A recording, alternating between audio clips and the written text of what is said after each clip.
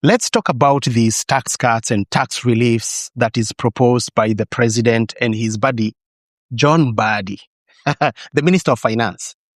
So the tax cuts and the tax reliefs are supposed to, make life affordable for people who are earning below 30,000 and 50,000 respectively. On the surface, it sounds like good news. Matter of fact, it's too good. Any Kenyan who earns less than 30,000 shillings will not pay any taxes. Number two, we are saying any Kenyan who earns up to 50,000, we are reducing their taxes from 30% to 25%. Anyone who is earning 30,000 and below in Kenya should not pay as you earn. You pay zero. So suddenly, after the finance bill, after the cost of living skyrocketing, after months of pain, after months of public outrage, after people struggling with life, after people lobbying online, the government has suddenly discovered that the most Kenyan taxpayer is a low-income earner. And now it's time for tax relief and tax cuts. What a coincidence. Because 2027 is just around the corner, right? So I want us to look at this matter in a depth, in a kind of a depth length, just beyond the headlines, because, there's so many headlines and all that. Let's ask ourselves a genuine question. Is this really real tax relief and tax cuts, or is just a political rebalancing now that we are approaching 2027? So, in elections, any election in any country, numbers matters more than anything. Of course, that's why they sometimes focus on stealing. Now, do you think it's a coincidence that the government is targeting this group of people who are earning below 50,000? Because if you look at any country, the largest group of people are the low-income earners, the people who are probably earning below the minimum wage or somewhere around there, the minimum wage. We have the civil servants, we have the teachers, we have the people who are in the first job group entries from both the government sectors, the private sectors. We are looking at basically, that group of people called the middle class, who is just a slither away from going below I don't know what they call that line, but you get the point. So it's not a coincidence that this is the largest voters bloc, the people below the 50,000. It carries the largest voters bloc. And now that we are approaching 2027, this is the best time for the government to play their poorly tricks so that they can sway these big numbers into voting for them. So what is the best strategy to bring about, or to sway emotions, is to make them feel like they're bringing something more on the table from their already squeezed payslip. Let's start from here. How did the payslip become so squeezed so that now we need to unsqueeze it? What was the first initial status of their payslip before now we can think of unsqueezing it?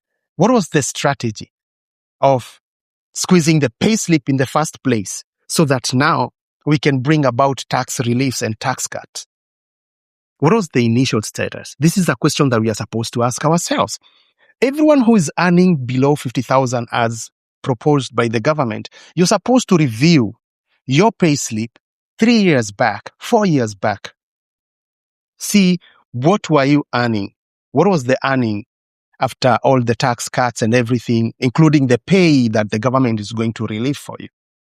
What was the earning total? The gross amount or the net amount? What is the net and the gross? It's gross because even thinking about it. So, this is the real question that we are supposed to ask ourselves. And when we find the answer to this, then we definitely know whether it's a tax relief or a tax cut, or the government is just playing the usual poll tricks. Let's get deep into it. So PAYE, or pay as you earn, is a direct income tax. And this is the reason as to why most people feel it in their payslip every month. We feel the hurt. We feel the urge for, we feel that burden. And the government coming with a strategy of relieving it or cutting some of it, it's an immediate relief.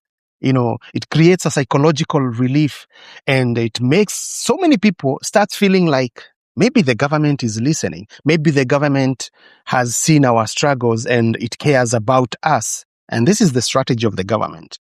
But I want to take you back to you reasoning and asking yourself, how did it get there in the first place? That's the question you're supposed to ask yourself. Even though the government want to create a sense of view psychologically, believing that they are going to relieve it. So because when you believe that you're going to take home a bigger pay, it makes you feel good. It makes you feel that kind of a relief. But there's a catch. The pay, it's not applicable for everybody because it's not all low-income earners in Kenya who pays the pay. I'm rhyming. Pays the pay. The pay as you earn. Some of these people are hustlers. Remember, the president was, identifying himself with the hustler groups. So now, some of these people are in informal sectors. They don't pay pay. The hustlers don't pay pay. The people of the borders and mama mboga, they don't pay pay. So this pay, as much as it sounds broad, it's not going to affect everybody. It's only going to affect a very small slice of the population that the president thinks is going to ease in their lives. You get the point? So when the president and his buddy, John Mbadi, tells us that they are going to cut or reduce the taxes, you're supposed to ask yourself, which taxes? Which tax exactly? The pay. Okay, very good. From what laws? Because the pay was formed by the laws. So what laws are you going to use to cut this or relieve these taxes? Okay, they are taking it to parliament. Very nice. Now, you believe that the government that tells you that they don't have money, and now all of a sudden they are cutting taxes. So what is the replacement revenue? Where are they going to get the replacement?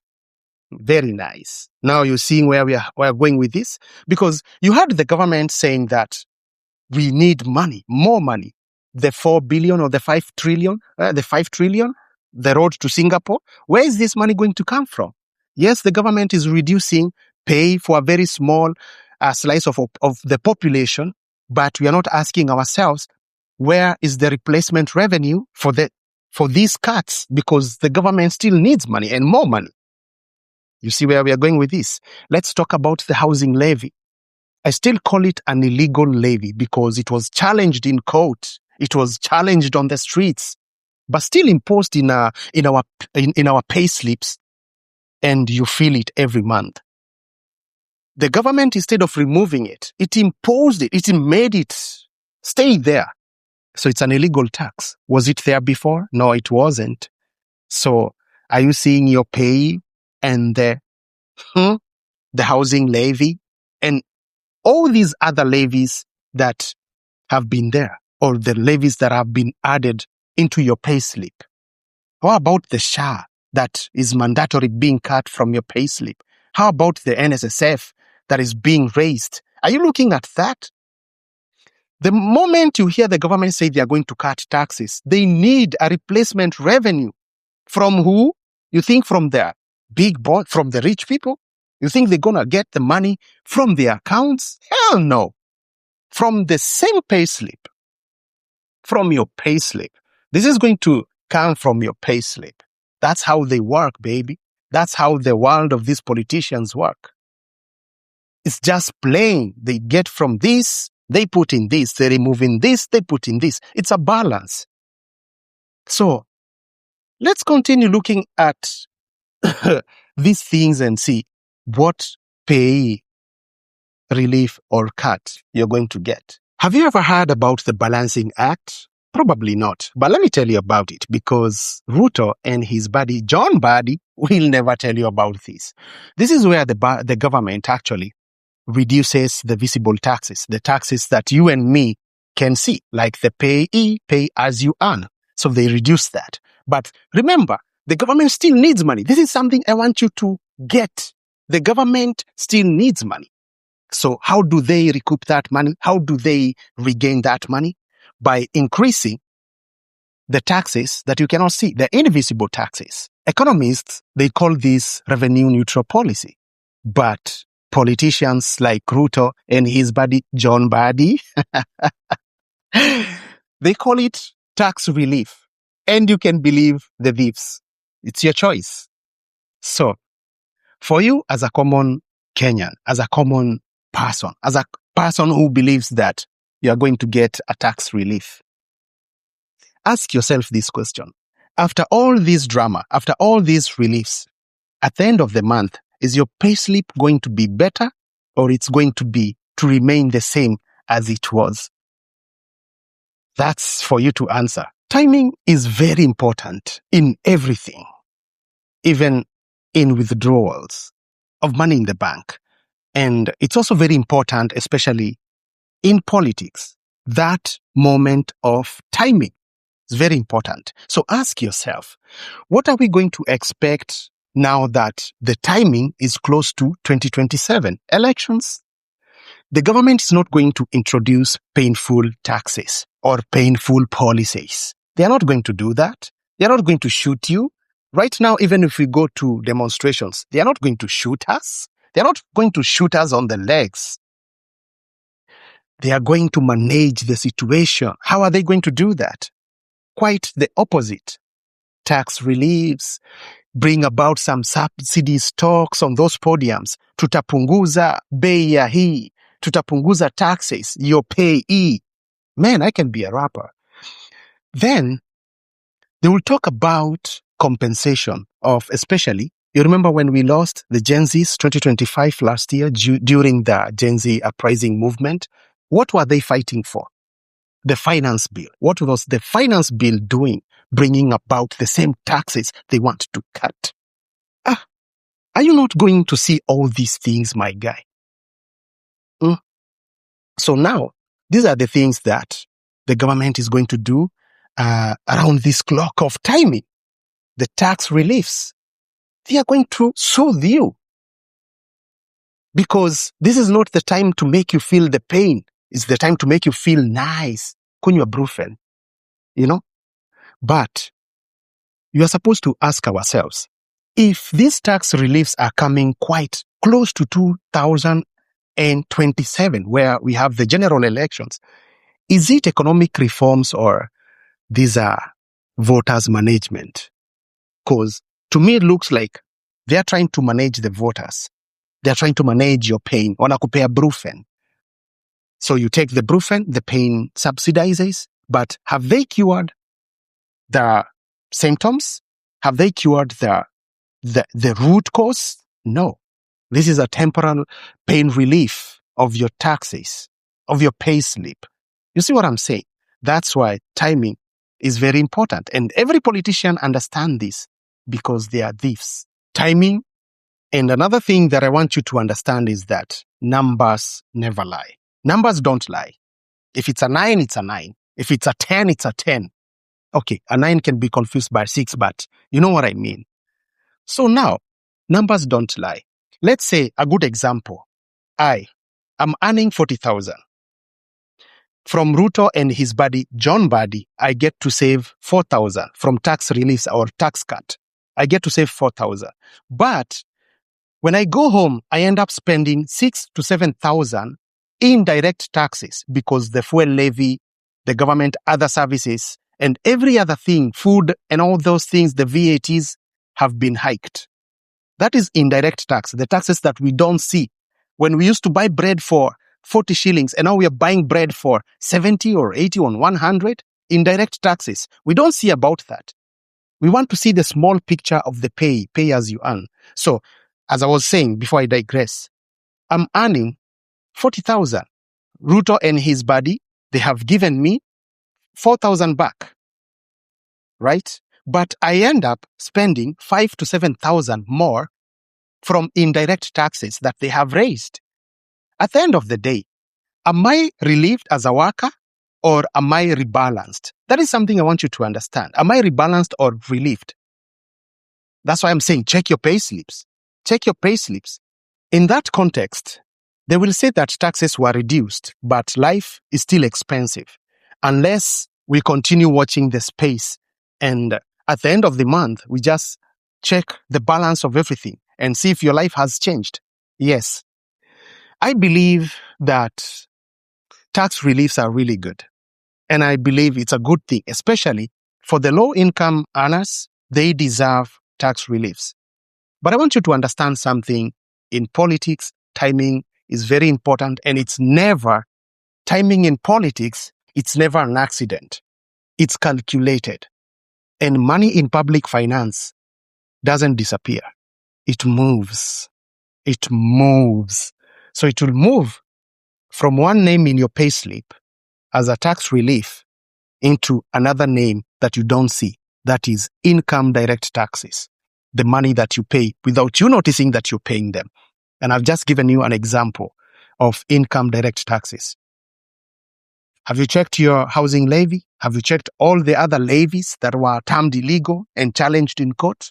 Have you checked how much you're buying a price of something compared to a few years back?